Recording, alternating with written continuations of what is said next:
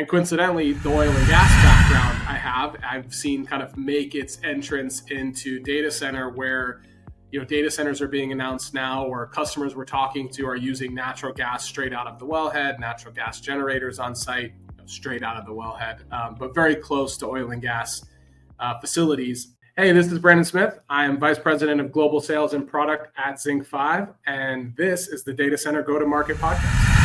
Hi, it's Joshua Feinberg, host of the Data Center Go-to-Market Podcast, and I'm thrilled to be welcoming Brandon Smith, who is the VP of Global Sales and Product at ZincFive, based out of Houston, Texas. Brandon, welcome to the podcast. Yeah, great to have you. Great to be here. Thanks for having me. Oh, thanks for joining me. I'm super curious, and especially in your category. I was reading up a little bit about your background, very heavily involved in engineering and battery storage. How did you end up in this place where you're in a leadership role, heading up sales and product strategy for a company that now finds itself in such an important role at the intersection of where everything is growing in the data center industry? Yeah, the short answer is by accident.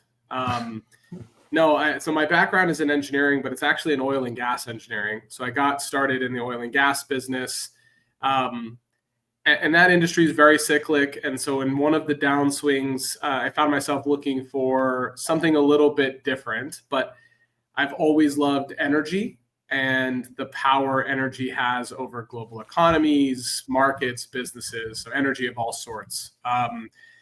And I actually got started in the data center industry through the critical power service side of the business. So I had some family who did service side of batteries, UPSs, and things like that.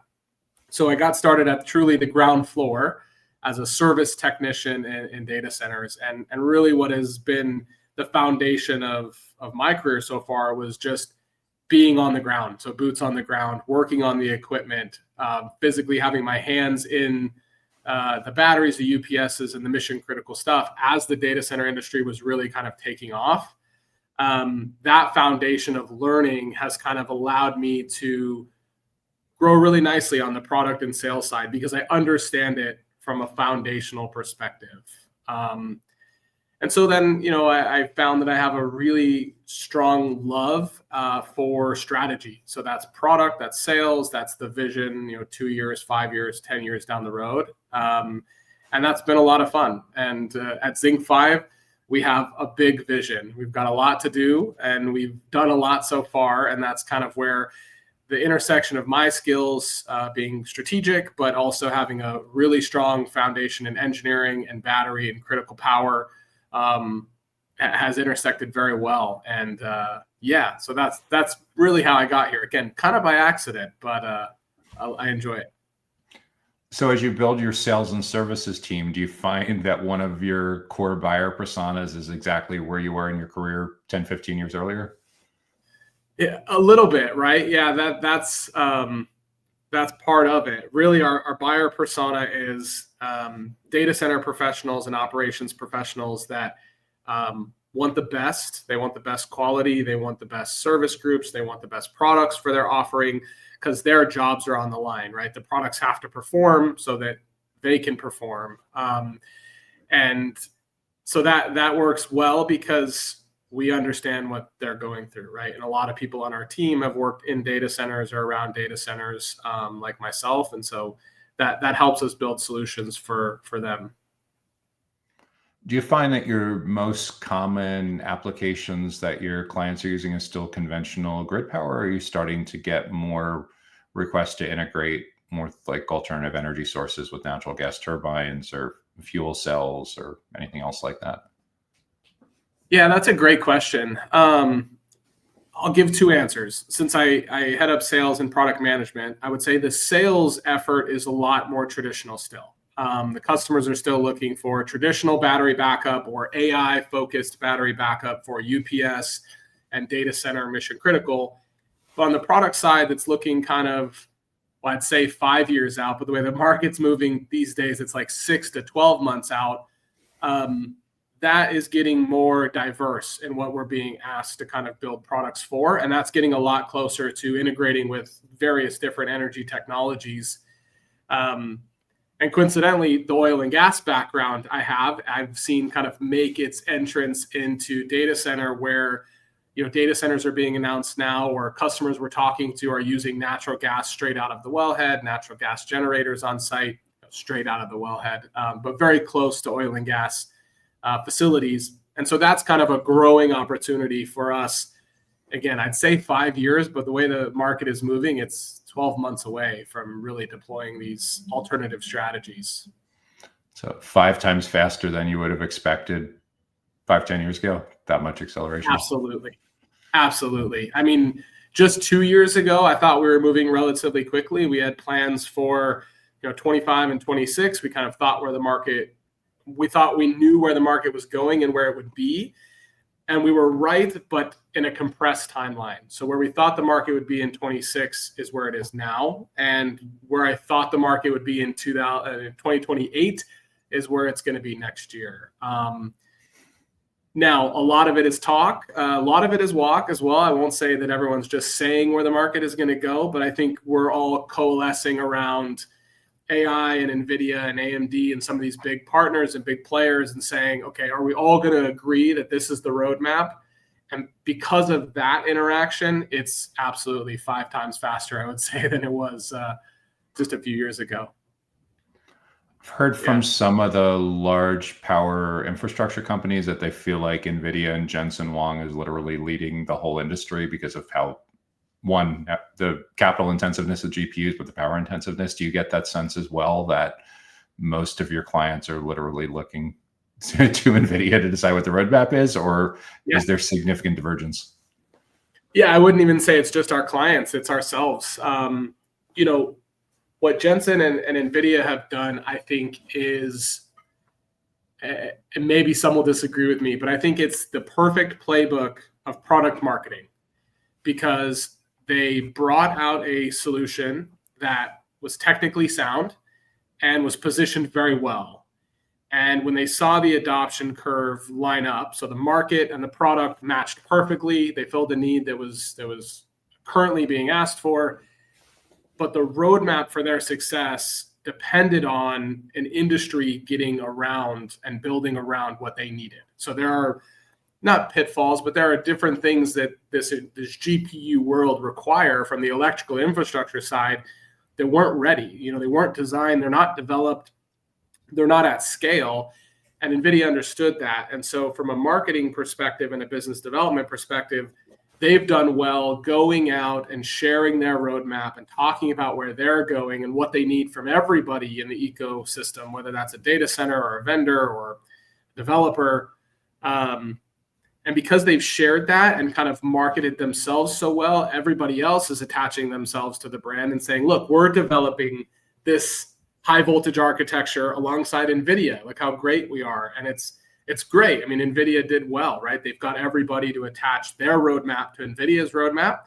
And now we're all building exactly what NVIDIA needs for their roadmap to be successful.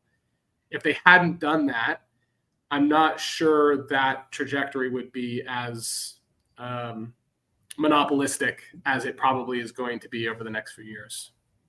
Yeah, so much of it is communicating the vision and building ecosystem. It feels like if you think about how a lot of people knew of NVIDIA 10 years ago or more, it's like the high-end graphics card that you got in a desktop PC or like a Dell PC. So if you think about simply hanging around Dell for the last 15 or 20 years and watching them execute a direct playbook, a channel playbook, and world-class clinic on product marketing, imagine some of it is rubbed off to a certain degree as well, and realize just how important that is for commanding the premium brand.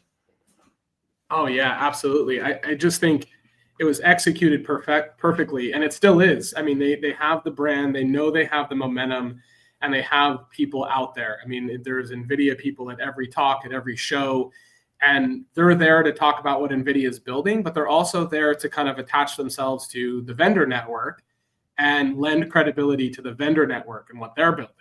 And we see it as well on the ZincFive side, right? We've interacted with these various vendors, these various GPU companies to the degree that they've given us problem statements that it would be great if we could solve. And our chemistry fits very nicely in some of these problems AI needs to solve to scale effectively. And when that works very well, then Nvidia says, hey, we're building with these person, and the vendor can say, hey, we're building with Nvidia, and they kind of lend credibility to each other.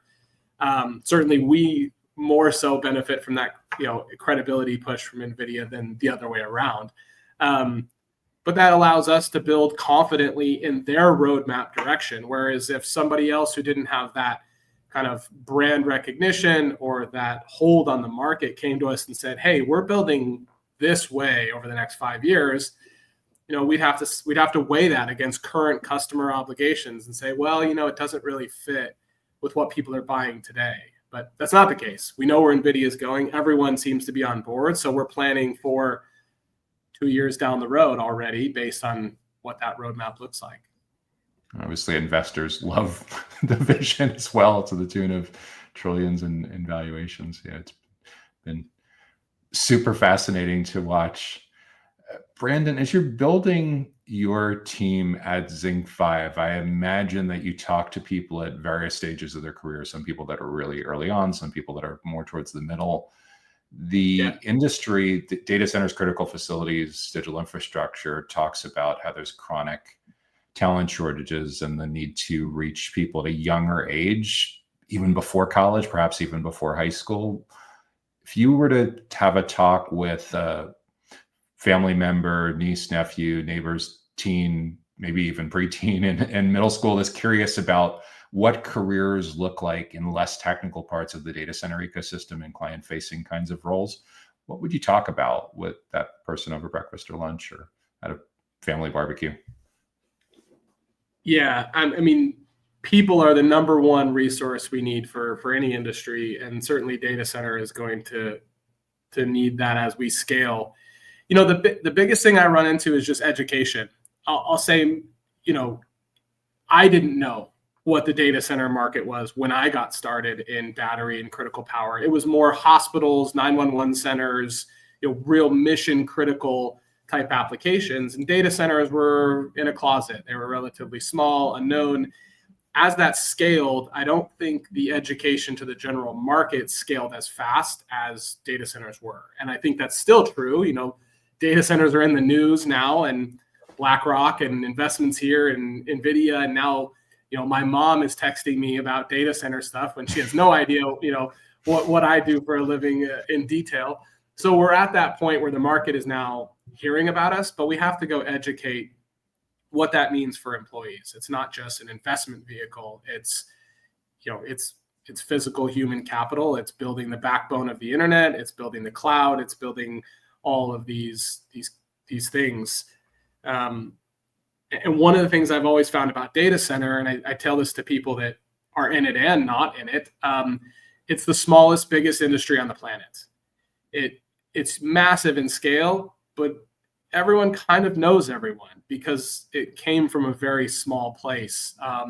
That's good and bad. We need to branch out and bring more people in and educate more people. But when you come in, you have to treat it like a very small industry. You have to treat everybody with respect. You have to manage those relationships well because it's very small. So that's a long-winded answer, but I think it just comes down to education, explaining to everybody what we do, what it is, and why it's valuable, and what we need from them from an industry perspective to help continually grow that.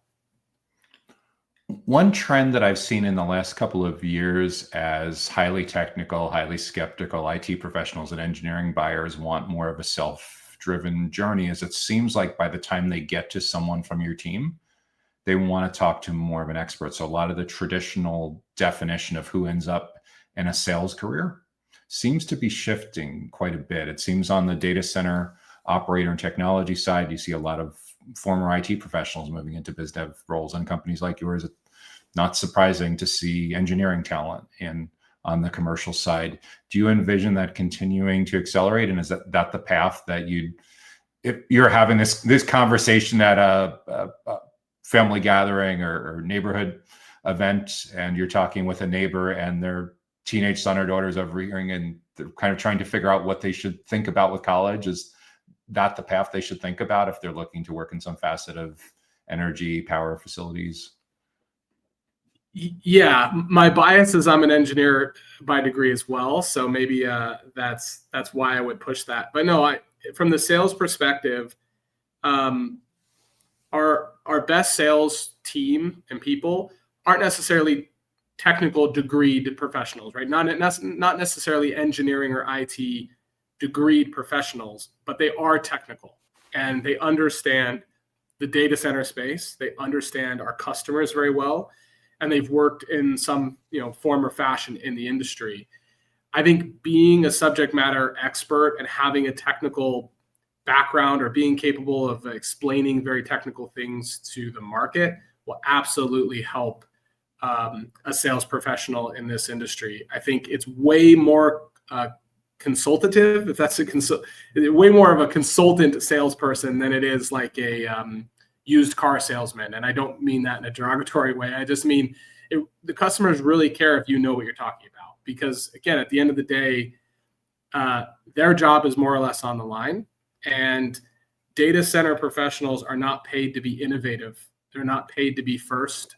If you're selling a new technology, you're going to expect a lot of pushback, even if it's better in all forms or fashion and less expensive. You're going to get pushback because it's new and they don't want to be first. And so if you don't know what you're talking about and you don't understand it, the product you're selling and the application you're putting it in, from nut to bolts, from chip to grid, from holistically, it can be very difficult to get that adoption. So yeah, I would encourage people getting into this industry to either come with some technical background, right? Earn that through a degree or some sort of work, or my degree didn't necessarily transfer into electrical engineering and data center, but that entrance into the market, being on the service side with my hands in the equipment, talking to 40-year guys who've been fixing this equipment their entire life, they had way more knowledge than any book could teach me, right? And that foundation of expertise, I think, has translated well into being able to talk to our customers.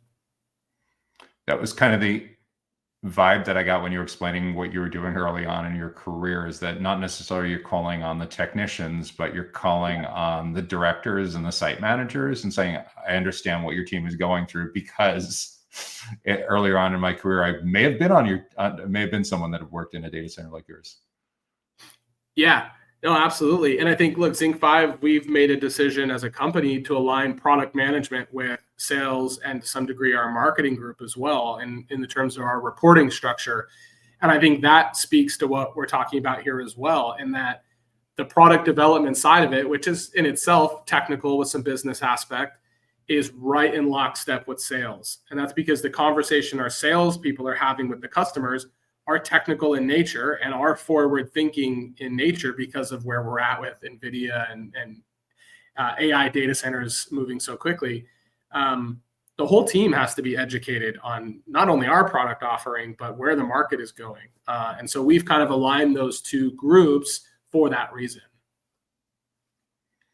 We're finding too that when sales professionals do a phenomenal job of building rapport and establishing trust, a lot of the next amazing roadmap idea just comes out in casual conversation. And if sales doesn't have their antenna up to know what to look for to pass along to product, or product isn't listening to the gong calls or going on ride-alongs and things like that, that it gets lost. It's a shame. Marketing's in a great role for that as well.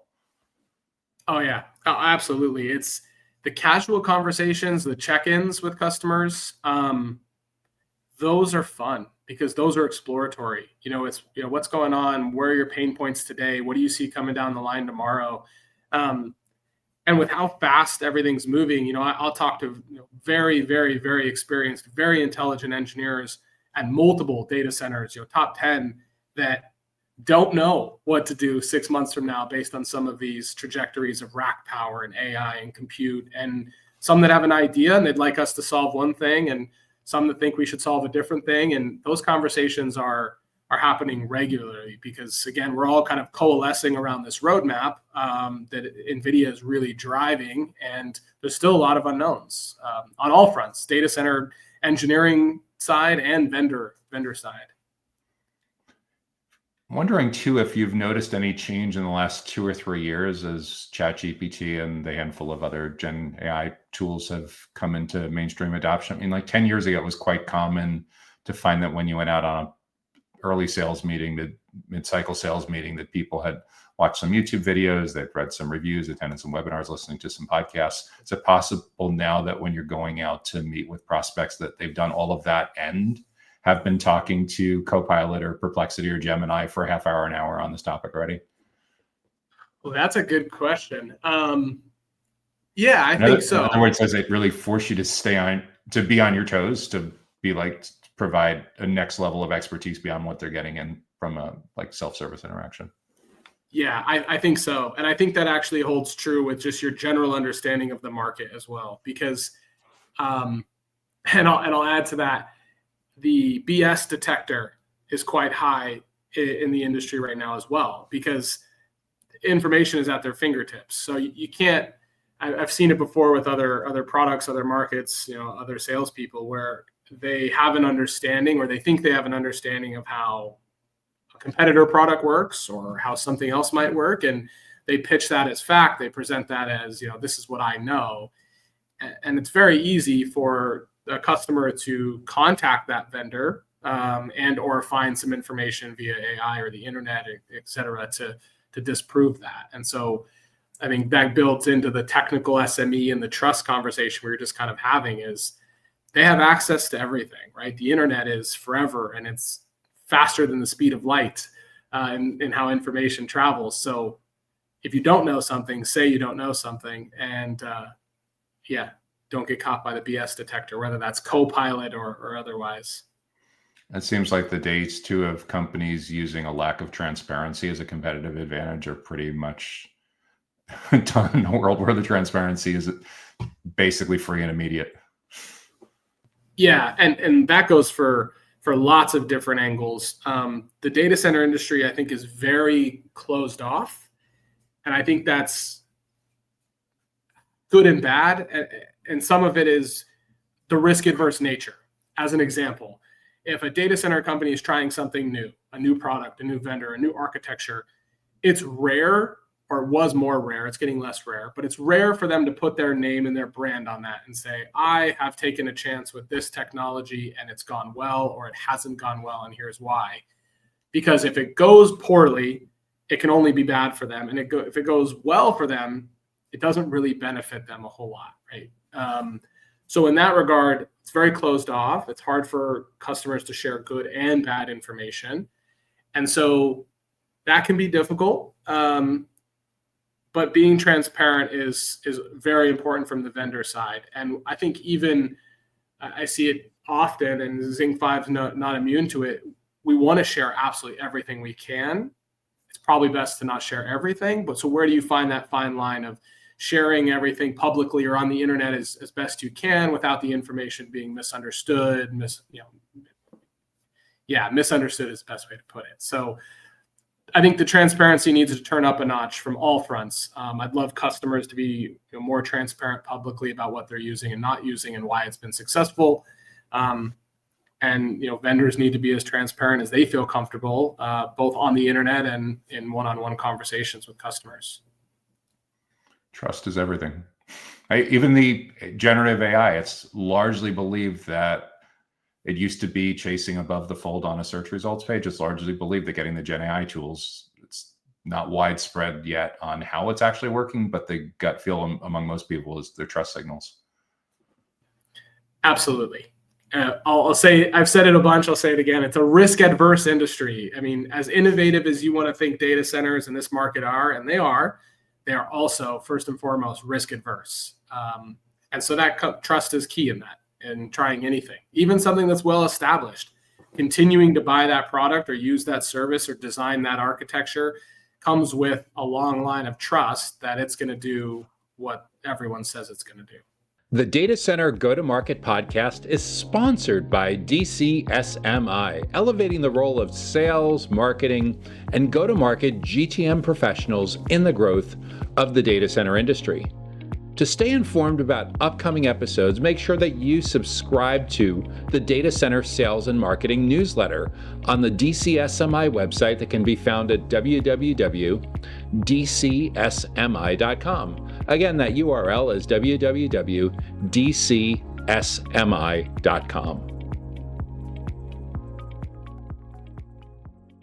Do you see that risk aversion as one of the most central problems directly related to the kinds of solutions that you build for clients with energy storage? Yeah, it makes it difficult, right? I said this on a talk recently. I'd like customers to engage with vendors sooner and have honest conversations sooner and engage with new technologies sooner. The risk aversion doesn't have to go as far as I don't need to talk to this new technology or this new application or this new design criteria and give that any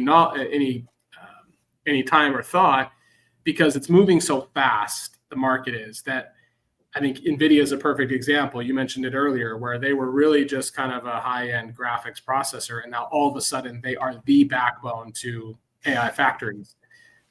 That's with any technology, right? Take ZincFive as an example, right? It's just a battery chemistry. Well, all of a sudden AI takes off, and we have a unique property in our chemistry to support very cyclic, high-power loads like AI workloads. So customers who weren't as interested, or this risk aversion was transferring so far that they weren't interested in having initial conversations with us because we were just a battery a couple years ago, are now transferring into they haven't been able to be involved in our development and our product roadmap process, and that's a bummer. So the risk aversion is important. Mission critical is requires a little bit of that.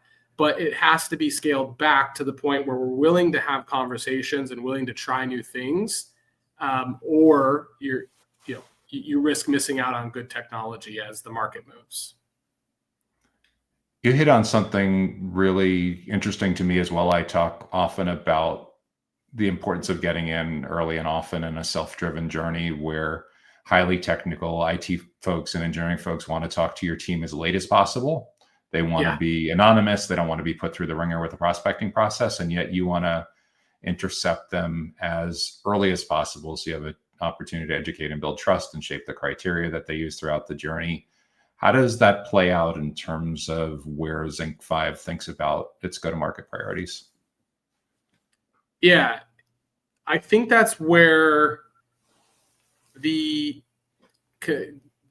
salespeople have to be technical, and the product management folk have to be involved in the sales plan, because I think customers are more interested in having early conversations if they are exploratory. Because you think about a data center and the thousands of pieces of equipment that are in there, and the hundreds and hundreds of vendors that they have to deal with. You're one piece of a really big puzzle. You could be an important piece. We think we're a very important piece as a battery energy storage product. But the reality is there's hundreds of vendors who are fighting for time. So make sure the time you do get is used wisely. You're bringing value, you're bringing expertise, or you're bringing great forward-looking questions to solve problems that are coming down the pipeline. And that's where that product management angle and that highly technical sales angle, those conversations are useful for customers. And if they're useful for them, they're useful for us, and they're easier to kind of get those conversations earlier. If you're really just reaching out to sell something, you don't really have a lot of value to add to that customer in terms of insight in the market or expertise, then I think those interactions come later and later in the cycle, and that doesn't do both the end user or the vendor, I think, any favors. For your most important segments, where do you sense that they're going to learn about energy storage? Where do they consider the top 2 or 3 resources that are driving their understanding of this category, what they think about as the key credentialing moments, accreditations? I think the general marketing news. I think there's good information at websites like Uptime. A lot of the trade shows are really good as well. So Data Center Dynamics, they put on a lot of great publications with vendors and end users giving information. 7x24, Data Center World, those type of trade shows, they do a lot of very educational talks. Yada in Las Vegas. So I think a good amount of the customer base are going to those shows, and I've seen that actually come up. A lot more people going to these shows, sitting in these talks to get get information, because again, the market's moving so fast that there isn't really time, and the AIs, the ChatGPTs, are not really up to speed on everything everyone's doing. Partly because this industry is a little bit closed off and quiet. So when we innovate, we tend to whisper it. We don't tend to blast it on the internet. So yeah, I think a lot of people are online publications, general marketing pieces, but I think there's been a huge uptick in going to these shows and sitting in at these talks, these presentations. As the primary learning and development, professional development investment that they're making to keep their careers moving. Basically figure out what their peers are doing in other companies. That's exactly right. Yep. Figuring out what their peers are doing. Some of these talks and presentations give professional credits. So some organizations have requirements for their people to continually get CEs or continuing education credits. And so you can get your material certified and you can offer those credits as well. And you have to present educational material. It's not a sales pitch, right? No logos, no brands, but that's another good way to put your technology and your expertise in front of customers' eyes. Vendor neutral education, basically. Correct. Yeah, vendor neutral. Yep. Brandon, we talked earlier about your insights for what to advise someone who's like a teenager that's thinking about these careers. What about someone that you may have worked with earlier on in your career journey 10, 15 years ago? Maybe used to be really close with them in a previous job. You haven't seen them in a while. You bump into them at a conference or in the airport and you're catching up over lunch and you sense that they're really burned out and they're trying to figure out what their next move should be. What do you talk about with a friend like that? Yeah, that's a great question. I think if that's the case, right, if you're stagnant in this industry or looking for a new light, a little burnt out, I would say look at all the new technology that's being developed. Pay attention to the trends and the market shifts.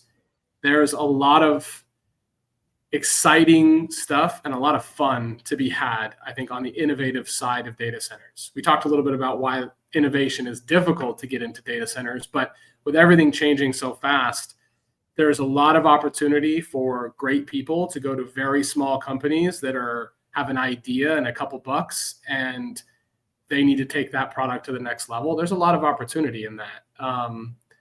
So I would encourage them to do that. And then I would also, I would encourage them to lean on their relationships, both in the vendor network and at the end user. So I've seen a lot of people go both ways, right? I've seen really highly experienced data center professionals that have been designing and building data centers for 10 years go over to the vendor network and start working for companies like ZincFive, because we need that expertise to be better and to grow.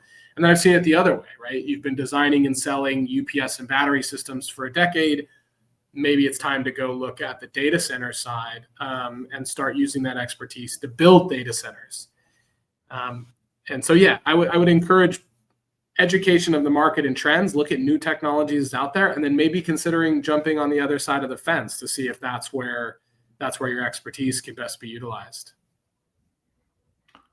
That's really cool. Made me wonder too, in your category, have you seen much of a difference between the adoption and the type of end users you work with at data center operators as opposed to enterprises that have their own data centers? Yes. Data centers typically are faster to adopt our solution than enterprise. And I think that's because the scale of what we offer, specifically in our product benefits, at scale, it's magnified. So, for example, if your product is smaller footprint, higher power, right? So ZincFive's battery is smaller footprint than competing technologies.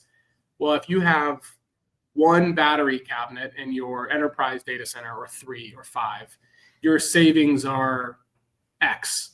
Well, if you have a gigawatt, you have 1,000 cabinets, 4,000 cabinets in your portfolio, yeah, that savings or that benefit is magnified. And I would say that I've said a 10 product order to an enterprise is going to take a similar effort, similar qualification, similar benchmarks to a 10,000 product order for a major data center customer. So that's kind of the differences that I've seen. So I've seen a faster uptick in the bigger data center hyperscaler market than I have in enterprise, specifically for what we do. And I think it's partly because of that. So it's a combination that the unit economics are amazing for a company like ZincFive compared to a smaller footprint, but also it seems like a CFO or board would be so much more excited about the potential of the scale that is happening in a colocation or hyperscale facility or campus or set of campuses than just a much smaller footprint.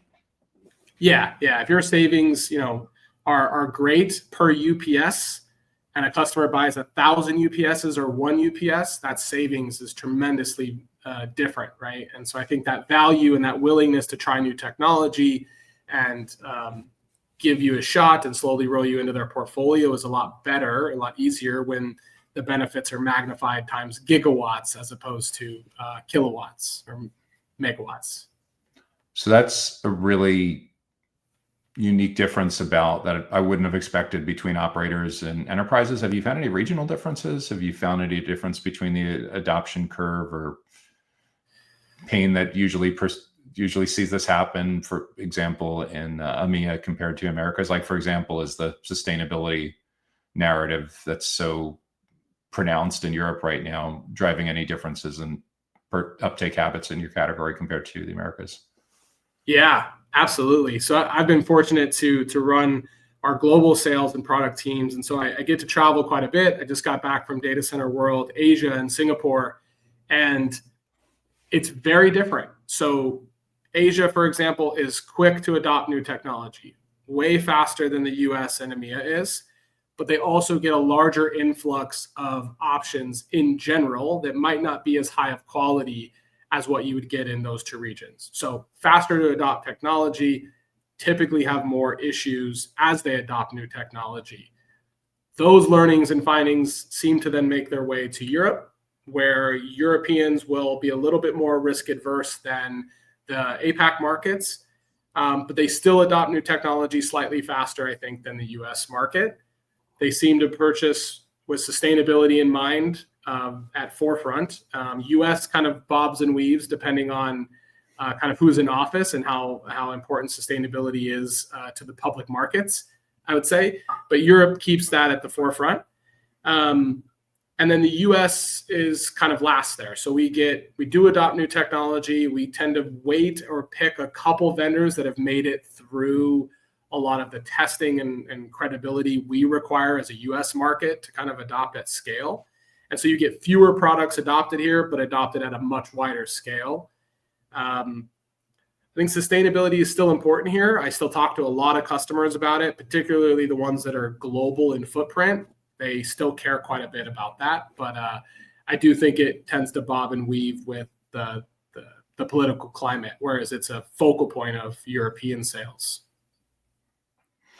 Among those same groups, have you noticed any contacts that have made any big geographic moves in response to their employers or relocation opportunities? In your particular category, I found about 20-25% of podcast guests, they're not moving from like Texas to Illinois or New York or something like that. They're moving from like Pennsylvania to Switzerland or from Singapore to Dubai or something like that. Or they're traveling frequently between Tokyo and Munich or something like that. It seems that in these scarce talent skills opportunities that there's companies that just want these skills so badly that they're highly motivated to encourage these like global migration expat kind of patterns. Have you seen any of that in these categories? Yeah, I have. I think the talent shortage is what you're seeing. I'll use an example. So ZincFive is a remote first organization. We do have our headquarters in Oregon, engineering and many of our manufacturing teams sit in Oregon. But from a sales product perspective, we hire anywhere because we want the best people. And we know the best people in the world might not be sitting outside of Portland, Oregon. And they might not be willing to move to Portland, Oregon because the next best company who wants the next best talent is not asking them to relocate or wants them to relocate somewhere they want to go. So I think the relocation globally is part of that talent shortage, but I also see, or I hope other companies are kind of doing what we're doing, where lean on your people to be able to work remotely. empower them to travel and meet the customer's obligations, and then you can get the best people wherever they are in the world. And that will compound your organization way faster than trying to build a 10-person team in a city where they may not be, right? The best people may not be there. Yeah, and if someone's on the road 50+% of the year, does it really matter whether they're sitting in a branch office or working out of home office? Right. And with time zones, I mean, for example, I was on the phone with a really good potential customer of ours in the Middle East this morning at 5:00 a.m. Houston, Texas time, at early afternoon Middle East time.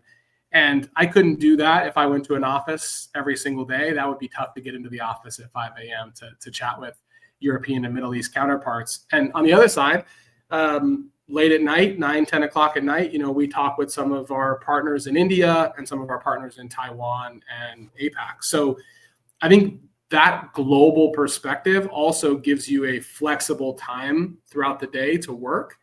And that's best accomplished with remote or these hybrid roles. So yeah, and I've seen a lot of people move globally, but I've also seen a big push from the US to send their specifications. So the US customers really kind of in data center are the drivers of the other markets. The big Amazon, Microsoft, Google, CoreWeave, those type of customers are driving a lot of demand elsewhere in the world. And so they're building their specifications, they're building their partner network here, and then asking that partner network to go with them.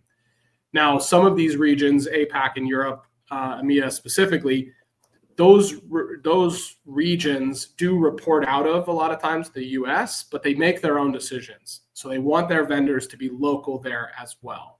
They're not going to buy product with no representation in Europe, for example, just because the US group has spec'd it as a product. So there's a globalization, but there's also a regionalization where you can do a lot of business if you have decision makers that are interested in your product in the US, but you need to have local influence in the EU, in the Middle East, and in Asia if you intend to close that business regionally as well.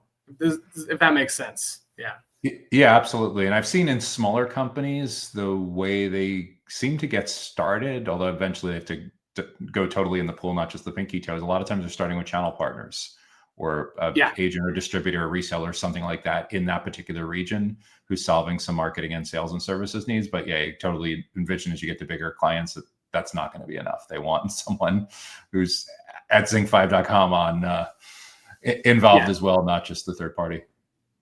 And it's because they've been burned before, right? They've had vendors. The US is notorious for not accepting vendors that aren't physically located here or let alone manufacture their product here. That's another key requirement of some of these major US-based hyperscalers. But they've been burned. They've had a vendor come in from wherever to this market, present a product.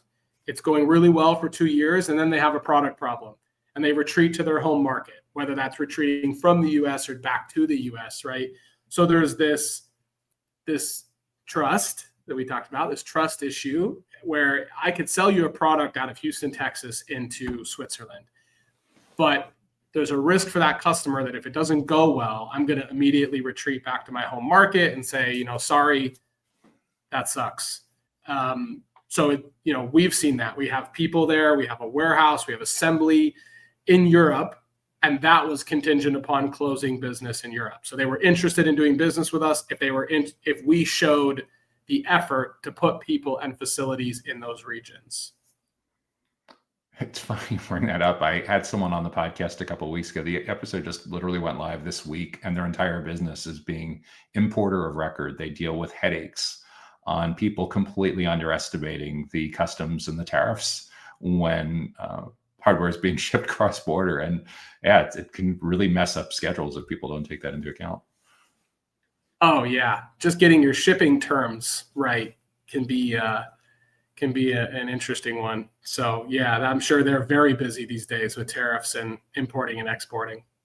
And the globalization and the localization is usually such a small piece of the whole thing. It's like, yeah, there's a huge part of the global data center professionals are multilingual and at least English is their second or third language. But if you don't have it culturally nailed down for the region, probably not going to get the credibility and brand that you want to be building in that region. Absolutely. Yeah, I think the sales tactics or the sales plan that works in the US doesn't work in Europe. Not directly, right? It takes some alterations to fit with what is a highly complex group of countries with many languages and many different politics, right? And I've actually fallen in love with the Europe market in general because I feel like they are so diverse and they're so intelligent. Not that US customers aren't, but I just find in general, because there's so many countries that have to play together to orchestrate this EU that exists and build these data centers. Everyone is more up to speed on what every other country is doing politically, language, culturally. It's a really interesting market, but it just kind of emphasizes the fact that your sales structure and plan for selling product in Virginia or Texas is not going to be the same as trying to sell product into Croatia or Finland or France, as an example. And language is typically not the barrier. There's a lot of English spoken at the decision maker level and right below that, but it's more just being in tune with the culture and what's going on. So you have the more mature markets with larger amounts of megawatts and gigawatts deployed already compared to the more emerging markets with very different price points and unit economics. And they're just different businesses. Yeah. And that holds for India and Asia Pacific as well. There's different price points. There's different market economics. There's a lot more vendors in certain areas of certain product lines. So it's a different strategy. It may not be a different product. You just have to position your product slightly differently depending on the market, but it's certainly a different sales strategy for these different regions. In products that are probably at least adjacent to what you do, I've talked to some people in Latin America where they actually are modifying products because it didn't fit the needs for different kinds of footprints. So it's challenging. It's a global product. May potentially eventually need even deeper expertise and that's more regionally and localized depending on what the demands are. But it's a new version of product market fit every time. Yep, absolutely. Brandon, the final area I wanted to ask you about today was when you look into your crystal ball, what do you feel the future of your role looks like 2, 3, 4 years out from now, heading up a sales and product organization for a company that's so heavily invested in energy storage? Yeah, I think I'll answer that two ways. For the product side of it, thankfully, I guess, batteries are becoming a more important part of life. That's data center, that's transportation, that's everything. And a novel chemistry like Nickel-Zinc has a very unique value proposition to bring to data center and other markets. So thankfully, the product side of it, I think, there's a lot of opportunity, a lot of growth. It's going to be very exciting how that changes. And there's going to be new opportunities for all products, including Nickel-Zinc battery chemistries as an example, as the markets change and uncover new problems that need to be solved. From a management perspective, like what does a sales and product leader look like 5 years from now? I really think the proliferation of AI tools are going to make the day-to-day report writing, MRD, product requirement document, PRD document type writing much simpler. And we're going to be able to lean on a lot of these tools to create and iterate faster than we ever were, because that took a lot of manpower to write these things down. Where I see leaders in this business going is the strategy and the creativity, because all the information's there at the end of the day, right? It's all at your fingertips. So what do you do with it? How do you interpret it? And how you use it? So that's the strategy, the creativity, and the relationship building. I think leaders that can bring strategy, creativity, and relationship building can leverage all of these tools to 10x their output in a way, right? Because you can get the the stuff that takes a lot of time done much faster with some of these tools. So when your board members are listening to the recording, be like, cool, Brandon just said we can raise our goals by 10x in the next 2 to 4 years. But if everyone has these tools, it's a leveling up factor across the whole industry. You're at a competitive disadvantage if you're not adopting these tools and strategies and methodology. Exactly. Look, if the product manager next to you can manage 5 products because they have AI tools at their disposal doing the work that takes 40 hours a week typing and writing and things like that, and they can put their subject matter expertise to use in the creativity and the strategy of where these product lines need to go and should go, they're going to be a higher performer and more sought after than someone who can only manage one product line, as an example, because they're caught up writing all of the components, caught up doing some of the busy work, I would say, that needs to be done and is very important, but you can probably lean on AI to accomplish much faster. Yeah, I mean, as recently as 5 years ago, there were a lot of executives that would send an assistant to a meeting to take notes.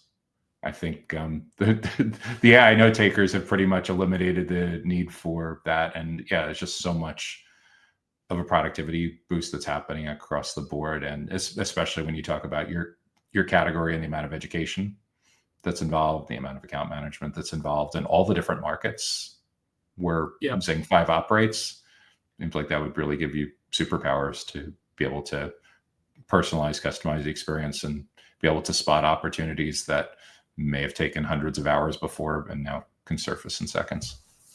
Yeah, I completely agree. And it's only going to get faster and grow faster, right? As we were talking about, it's just getting started. You say this is the worst AI we're ever going to have? Yeah, we'll see. Brandon, if someone wants to learn more about what you're working on or connect with you and learn more about ZincFive, is LinkedIn a good place to start?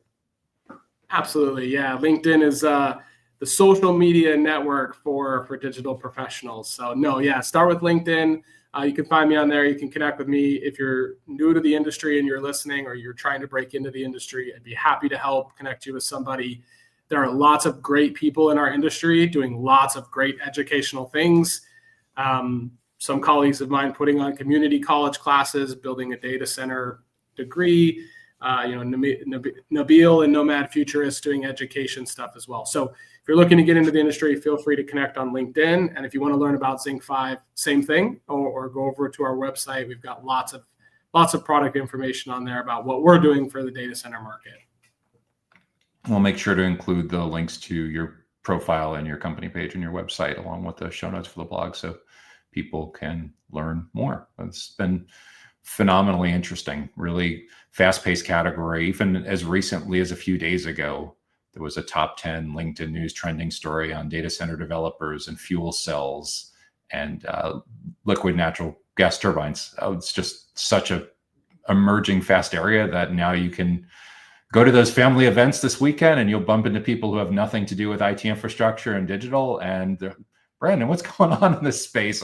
I heard about Aligned, or I heard about CoreWeave, I heard about Nvidia, and yeah, it's wild.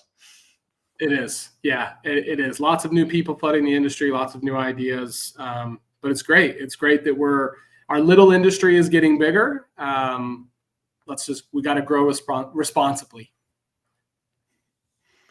That's a great place to wrap it up. I've been speaking today with Brandon Smith, who is VP of Global Sales and Product for ZincFive. Brandon, thanks so much for joining me. Joshua, thanks so much for having me. It's been great. The Data Center Go-to-Market podcast is sponsored by DCSMI, elevating the role of sales, marketing, and go-to-market GTM professionals in the growth of the data center industry. To stay informed about upcoming episodes, make sure that you subscribe to the Data Center Sales and Marketing newsletter on the DCSMI website that can be found at www.dcsmi.com. Again, that URL is www.dcsmi.com.